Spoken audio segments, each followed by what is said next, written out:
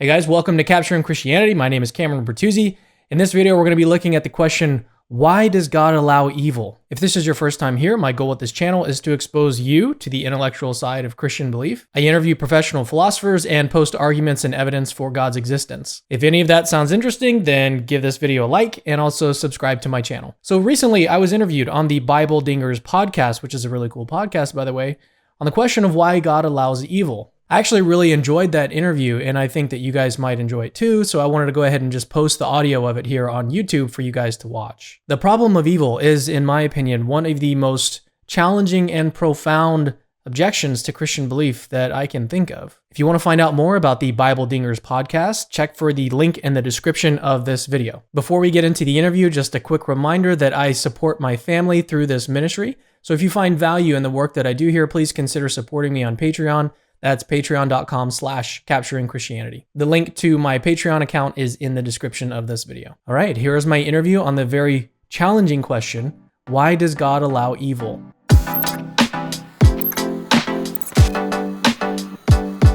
What's up, everybody? As always, I'm Nick.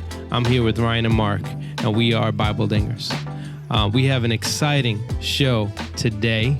We have a special guest that's just very excited to talk to you about some really cool stuff. Mark, why don't you tell us about our guest?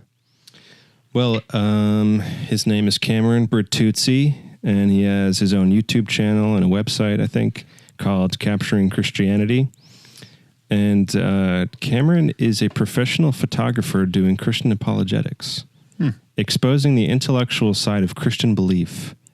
So basically what Cameron does is interview people, interview high-profile people. Like recently, he had Gary Habermas on the historicity of the cross, and also William Lane Craig, who's a huge, well-known apologist. And we were lucky enough to get an interview with Cameron, and he talked with us about theodicy, which, do you guys remember what that means? No. Nick? Nope. I think you guys are playing stupid. Just to make the Bertuzzi guy sound smart, you know? That's true. We got to set him up because we're so smart that we don't want to make any guests look not as smart as us. Yeah. Yep. But we decided to get Cam Bertuzzi on, not only because we love his show, we listen to it all the time, especially the debates and stuff like that he hosts. I love. Not only that, but we think that he has a really good take on the problem of evil, which is what we're talking about today. Which is theodicy. Beautiful. I always thought that was an old book by Homer, but I might be wrong. That was the Odyssey. Oh, that was the Odyssey. Oh.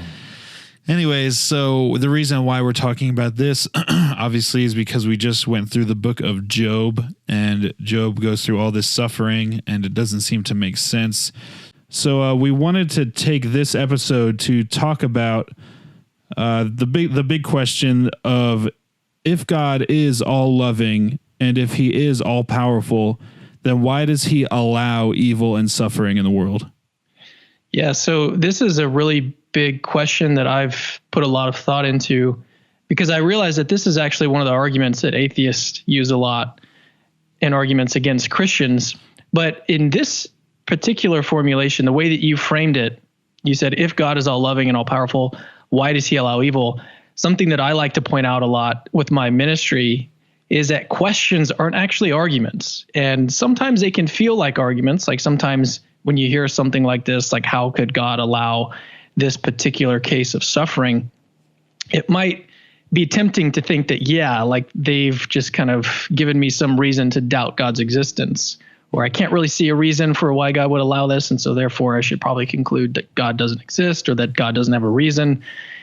And so I think that it's important that we distinguish or make a distinction here between questions and arguments.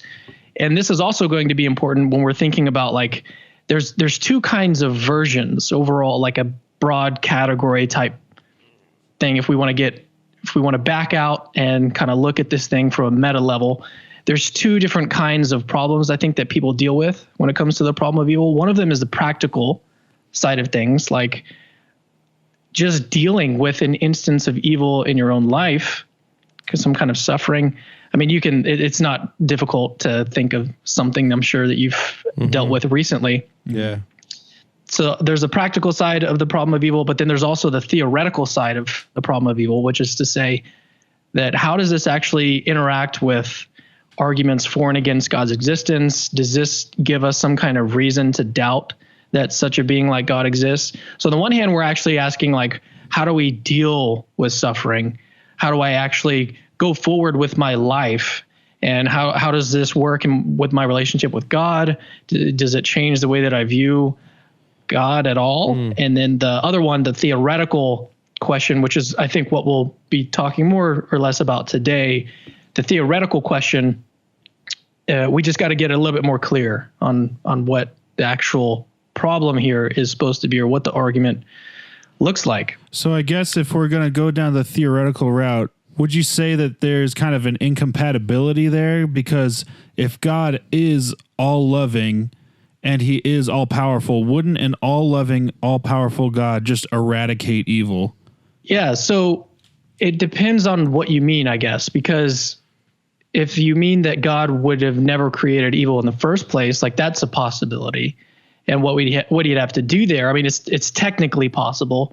In that case, he just wouldn't have created anything. He wouldn't have created a world or a universe like ours that has moral agents or beings that arrived here in some way, either by evolution or just by specially creating us. He could have just created no world at all. And so in that way, he could have sort of eliminated evil. But if you mean that, like, why wouldn't he just sort of snuff us out of existence right now? Like, I think that's a separate question that we'd have to look at. So you think it's essential to have evil for us to exist? I wouldn't say that it's essential. It depends on who we're talking about, I guess. That's actually a good question.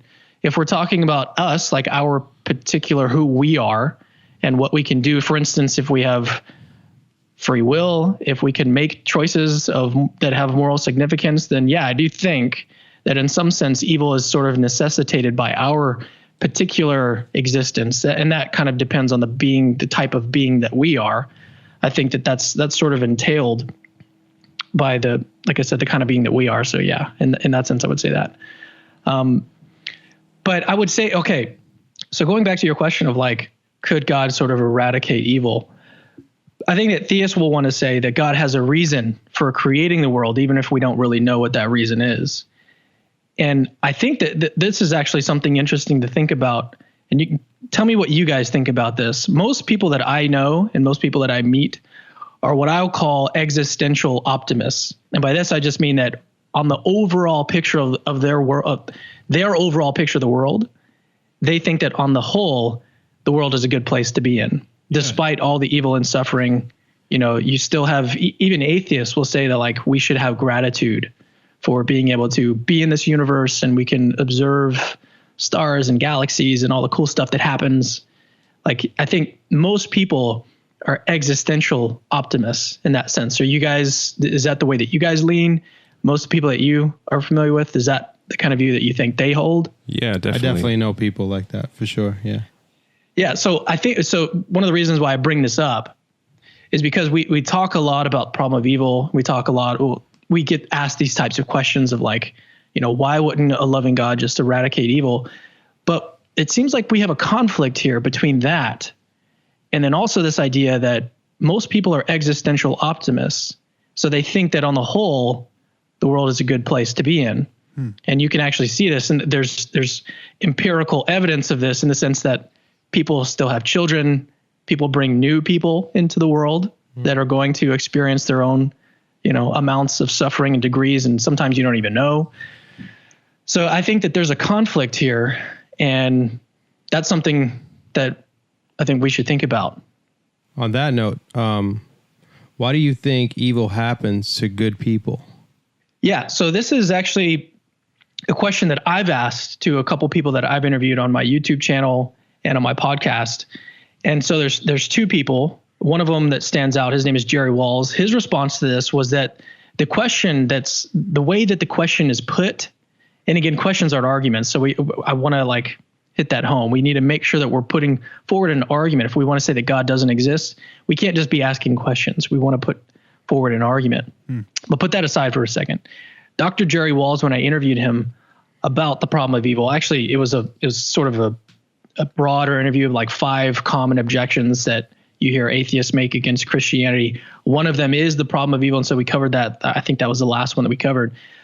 His response was to say that, and I'm finding that this is a pretty common move to make here, at least by professionals in the field, is that like, we can question this assumption. We often put it in terms of like, why do bad things happen to good people? Mm-hmm. But a lot of times, actually, if we just look closer at it, this assumption that's in this question is good people. Mm-hmm. And this is something that Jerry Walls points out, is that the question is not really why do bad things happen to good people? It's why do bad things happen to fallen people in a fallen world? Mm. I interviewed another guy. His name is Dr. Clay Jones. He's the author of Why God Allows Evil. And his response was essentially kind of the same thing, that like no one is actually good. And this is something else that he points out, is that doing a good act or like doing something that's good doesn't necessarily make you a good person. So like racists can walk old ladies across the street. Doing a couple good actions or doing good actions in general doesn't necessarily make you a good person. Mm-hmm. So I think that the real question here is, why does God allow evil? And that's the more broad question I think that we need to be more interested in. And that's just a minor quibble. You know, there's still going to be things that it's still going to be a relevant question. So we're not like doing away with it by making this clarification. Of course. But I do think it is important to make and at least start to roll the idea around in your head, like question whether or not you are a good person. Yeah. So figure out. Yeah. So just to be clear, why does God allow evil? I don't know if I got maybe I wasn't following you originally. I just want to make sure that the listeners are clear. Why does God allow evil? Yeah. So again, that was just like a brief clarification about what we asked this question, usually in terms of like, why do bad things happen to good people? And so it kind of puts this contrast between bad things and good people. And so it kind of makes the problem more difficult.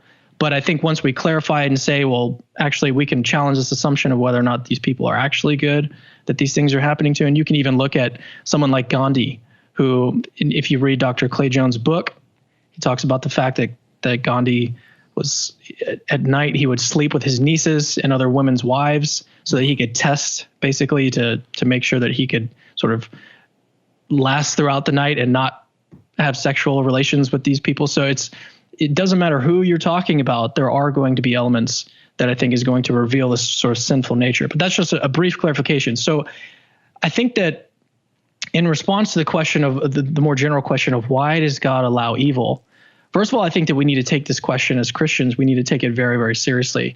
It really gets under my skin when I see apologists or other Christians, anybody, want to just like kind of brush this question or brush this issue aside as if it's not a serious thing that we need to contend with or think about, not just from a practical standpoint, but a theoretical standpoint.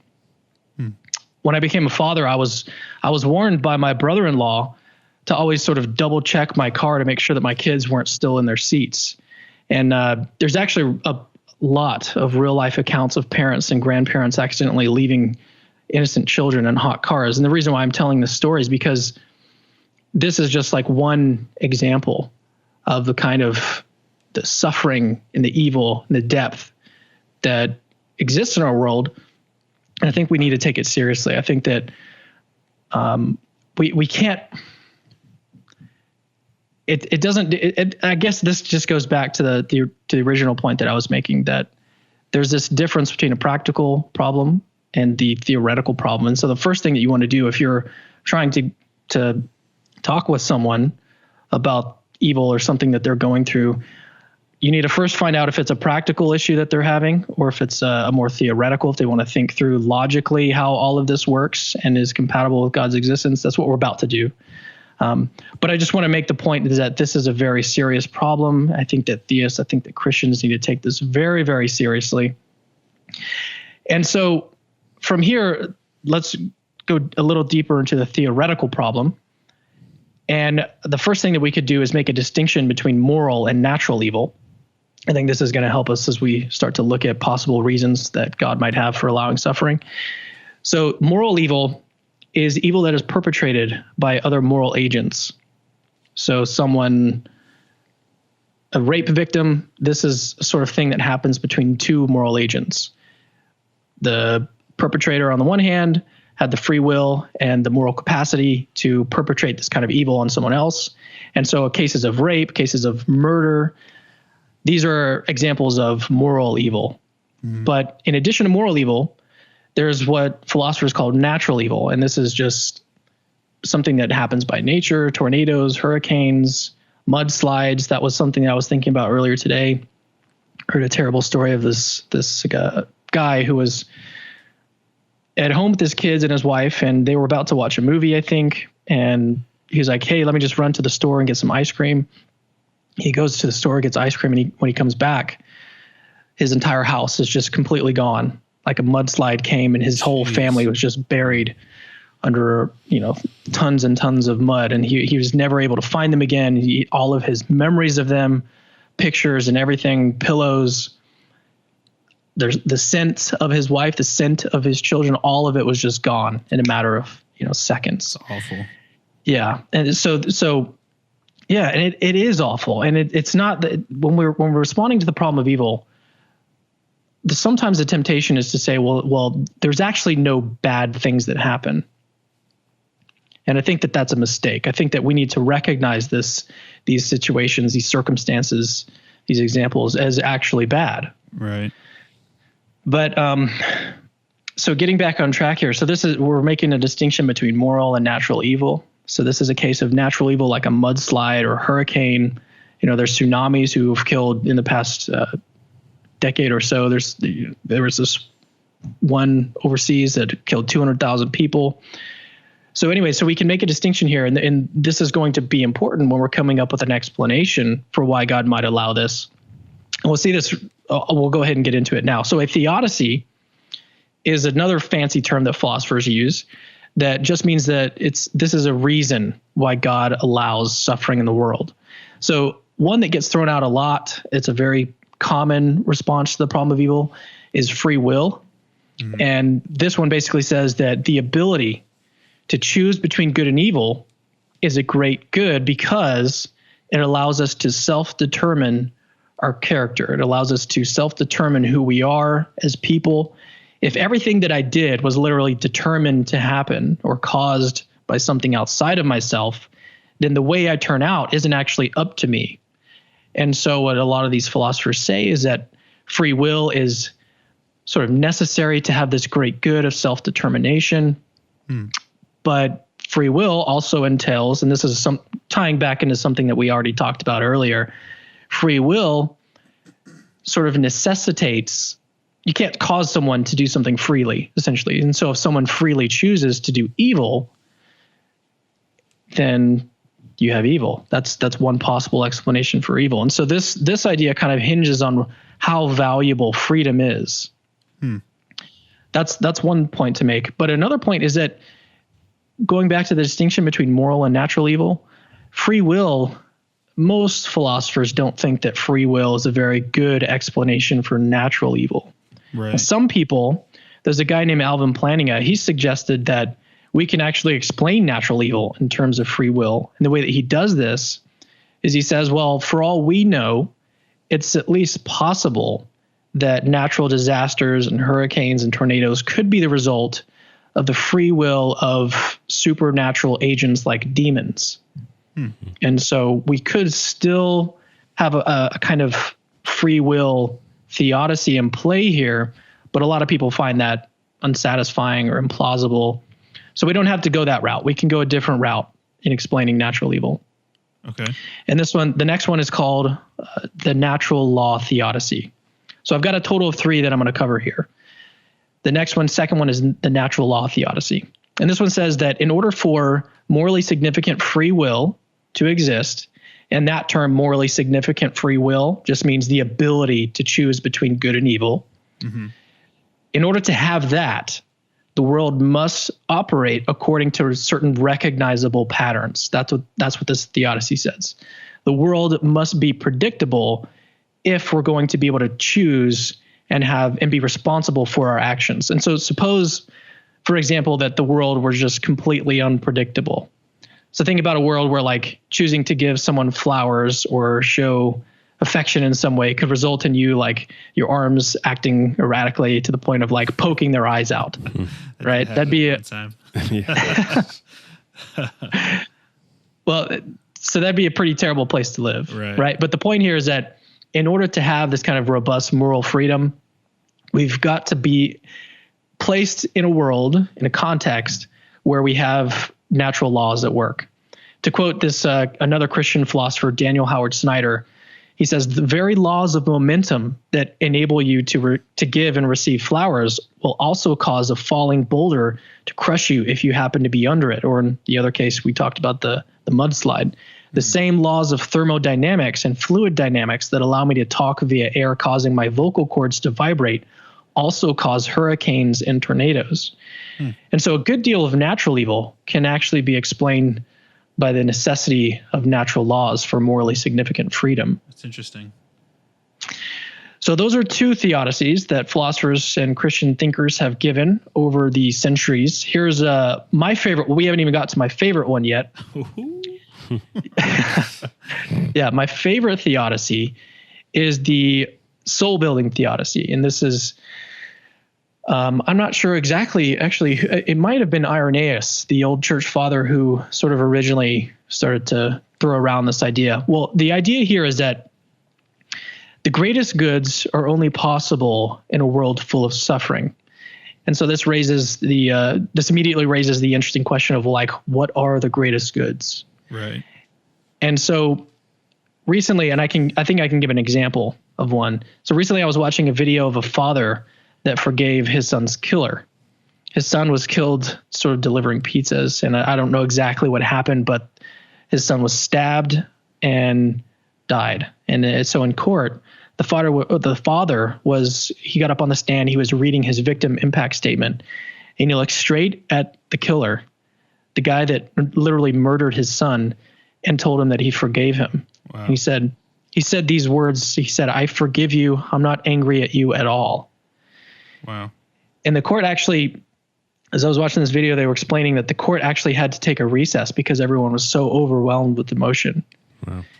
And so when they started back up, the killer, like, he reached out his hand just to sort of shake the father's hand. And this is what really got me, was like, he reached out to take the father's hand. And I think they were like sort of behind where the little tables are. I'm trying to set the scene here. They're behind where the tables are, sort of at the front of the courtroom. He reaches over to shake the father's hand, and the father grabs his hand and pulls him in for a hug. Wow. And I mean, just like thinking about this story and recounting it right now is sort of giving me chills. It's like this is what I'm doing here, is this is an example in my mind of one of the greatest goods that I can even imagine. Right. So, and this is an example of radical forgiveness. But then notice that radical forgiveness like this is not possible without some kind of awful, awful suffering. And so the radical forgiveness is one example. Courage, sacrifice, perseverance. Some of the greatest goods that we can even think of entail or necessitate a world that includes a lot to that's the idea behind soul building. So is that like, sorry, just to simplify, is that like we don't know what true good is without true evil, or we don't know what true evil is without true good? Maybe I'm not exactly sure what you mean by that. Well, it's like, how do we know what's good if there's not the evil to contrast it, you know? No, I wouldn't say it's that. The way that I like to think about it is it starts off by looking at or asking the question, like, what is the greatest possible good? Okay. What is like in the world? What is some of the greatest goods? And a lot of people will think of like love. I mean, you can think about that. Yeah. Think about that for yourself. Like what are some of the greatest goods?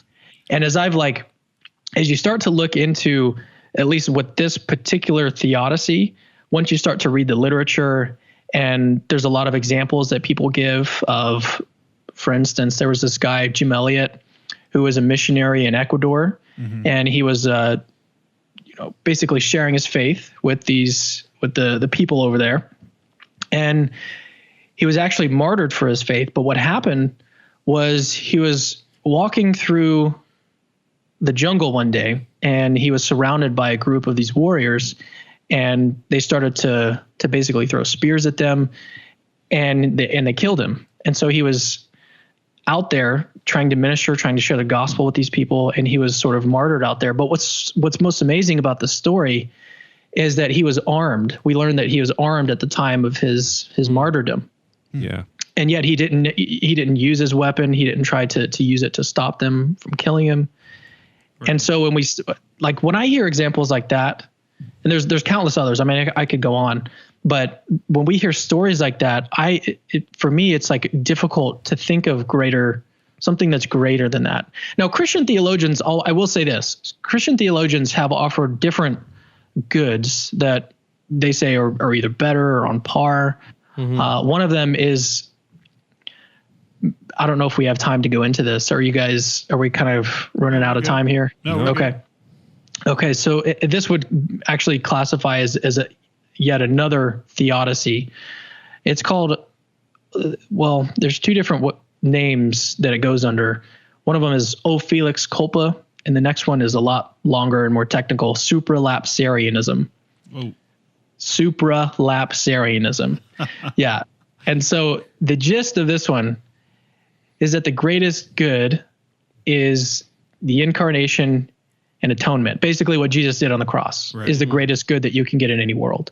Okay. And that's what this theodicy says. And you can obviously see here, and also note that with all of these theodicies that we've been going through, evil is sort of necessitated by these theodicies. That's important. Once we start to get technical and look deeper at the theoretical problem, we want to find a sort of necessary connection between this reason and the evil. So this one says that, and this is, I guess, a competing axiological assumption. Axiology is basically the study of value. And so goods, bads, these all have to do with value, what's most valuable in the world. Okay. And so what I see as most valuable from my limited perspective, I think that the greatest goods are these sorts of love manifesting virtues, at least when we exemplify these, when we watch cases or learn of cases of people, give it sort of this radical forgiveness or exemplifying courage and sacrifice. Like when I see that to me is like, there are no greater goods than those. But some people, like I said, will say that no, it's the incarnation and the atonement. Some Christian theologians will say this. And that is not really going to hurt anything. It's not going to hurt the response that the Christian is giving, because that still it's very favorable towards Christianity if that is the greatest good. But I guess the point there is that when we're looking at the soul building theodicy, what we start with is we want to ask the question, what is the greatest good? Or what are some of the examples of the greatest goods that we know of? Okay. And then do those greater goods sort of not necessarily entail, but do we need a world that includes evil and suffering in order to get those things? Yeah, sort of. So a world. Well, actually, I don't want to mix it up here, because this is important to be careful with our words when we're doing philosophy.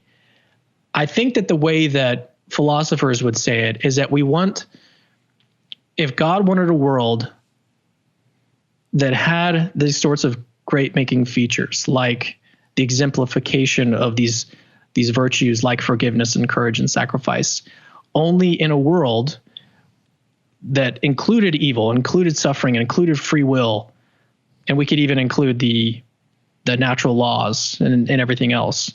Only in that type of world will we be given the opportunity, or will the opportunity be given to individuals to exemplify these goods and build their character in these various ways. If I may, and I appreciate all your answers, but I know a lot of atheists and a lot of people that just aren't there yet. They're not in faith in God at all. Is there a way if at all, to keep this answer very simple and impactful. When an atheist asks me, why would a God allow suffering, or why does God allow suffering? Is there a simple answer? I mean, I know maybe there's not, but is there? Well, actually, this is kind of a good segue into the last response I was going to give, which is kind of getting away from this whole soul build, or not the soul building, but the theodicy type response. And again, just to remind your listeners, theodicy is a reason that God would have for allowing or permitting suffering. So there's two broad responses to the problem of evil. One of them is, we're talking about the theoretical problem. There's two broad responses to the theoretical problem. One of them is to look at theodicies and look at the various explanations that Christians and theists have given to explain the sort of things that we see in this world. That's one path. The next path that's actually really popular in philosophy right now is something called, and this is a technical term, it's called skeptical theism. And if I was in a quick situation with an atheist who would raise a question like that, how could God allow this? So first of all, I would want to go back to the very first thing that I said, which was questions are not arguments. If you're trying to give me an argument against God's existence, you got to do better than a question. You've got to put it in some kind of form or an argument that I can understand and that we can both look at and question the assumptions that are in there. And this is actually going to help draw that out, the skeptical theist response to the problem of evil, which is to say that, okay, well, let's actually look at this the way that your atheist friend has framed the problem of evil. He says, how could an all-loving God allow this or permit this?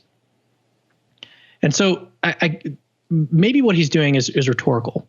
He's trying to show you that you don't have a good reason or you don't have a good answer to his question, right? And so what you can do with this, and this is basically exactly what the skeptical theist wants to do, is to say, well, hey, just because I can't see a reason that God would allow this case of suffering, just because I personally can't see a reason, that doesn't say anything about whether God has a reason. Right. Mm-hmm. I'm limited in perspective, and I only know so much. Maybe God knows something I don't, and that's not super implausible because he's God and he's omniscient and I'm not. So if you wanted to give like a real quick response, that's one way to go about it, is like, well, what are you trying to get at here? Are you trying to like make a rhetorical point about the fact that it's difficult to see what reason God might have for allowing or permitting this? And then is the question of like, are we going from that fact directly to God's non-existence? And if that's the case, then that just seems to me like a really bad inference. That's a really bad leap in reasoning. Right. And so that's maybe one quick way that you could respond to that. Just because you can't see a reason doesn't mean there isn't a reason. Yeah. So it seems like the simple answer is that there's no simple answer. Yeah.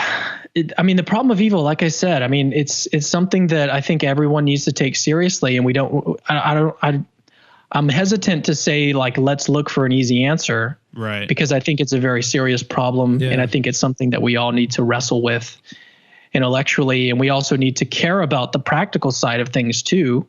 We don't need to get so wrapped up in the logic and the arguments and the theoretical side of things that we forget that there's a whole practical side of this. There's real people dealing with real problems and emotions, and we can't forget about that. We need to be sensitive to that. Right. But I want to say that we need to take this more seriously. If our listeners are wondering how they can go online and read some more information about the answers you have given, where can they go? So you can go to capturingchristianity.com. That's my website. We run a blog there, but we also have a YouTube channel that's currently, I think in the last day or so, we recently passed 11,000 subscribers. What we do there is we host interviews I interview professionals in the field. Actually, one of my apologetics buddies was messaging me today, kind of messing with me, saying that I interview people that no one's ever heard about. But the reason why I do that is because there's so many brilliant Christians that are working in all these fields, in philosophy of religion and the problem of evil and God's existence and all these arguments for God and everything. But a lot of like the popular in the popular level, like we don't know that these people exist, that they're writing all of these papers and submitting them to journals for peer review, and they're testing their ideas and want to test their ideas against atheists and want to, expose their theories and tease them out and make sure that they're actually reasoning properly. And so what I want to do with my ministry is sort of expose the fact that there are brilliant Christians working currently on these questions, on these problems. So that's why we do these interviews. So we have a podcast too. We didn't get to it, and maybe we will, but I've interviewed a guy. Oh, I already mentioned him earlier, Jerry Walls, Dr. Jerry Walls. He's a professor out at HBU, Houston Baptist University. He's done extensive work on the problem of hell, and he's also an evangelical Protestant Christian who believes in purgatory, which is really interesting. Wow. But he's one of my favorite people writing on the subject of hell and how it can all sort of work with the God of love. And yeah, so that's what we do. If you want to find out more, go to our website, go to our YouTube channel. We also have a podcast. I interviewed Jerry Walls on our podcast first. What's the podcast name? It's just Capturing Christianity. Okay. I was actually listening to that episode this morning. Oh, nice. Yeah, I actually was too. Yeah, just to kind of refresh myself. As long as you listen to Bible Dingers first, you can go ahead and check out his podcast. Thanks so much for being on the show, man. We really do appreciate it. No worries. I hope it wasn't too much. I hope it wasn't like too much information all at once. No. The more the better, honestly. It was perfect. It was perfect, and we really hope to speak with you again, honestly. Cool. All right. Awesome. Thanks, Cam. All right. See you guys later.